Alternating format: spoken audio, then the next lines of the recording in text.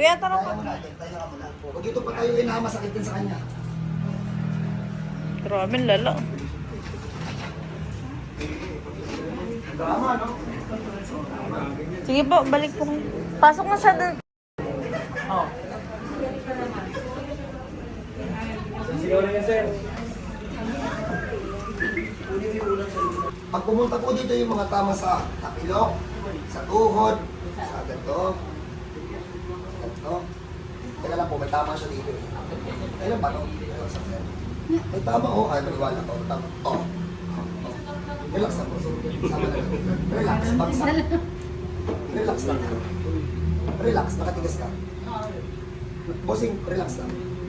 Relax lang. Hindi mo kailangan persahin yan. Relax lang. Ayaw, relax. Ayun na, relax lang. Wait lang, bossing. Oh, wala na. Oh. Ika na. Pag may ganito po kayo, kaya po kasi ng team ko yan. Nakafocus po ko kayo sa spine kasi gusto ko talaga experience sa inyo yung hilot po ng spine ng walang sakit. Kung tayo dito, tatanggalin natin yan. May lalakad siya. Lakad ka na. Pilay ba siya kanina? Uy, magapa po yan na ay medyo pipilay-pilay ka po. Basta, sir, kamusta?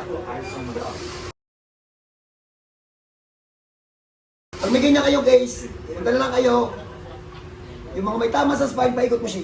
Paikot mo.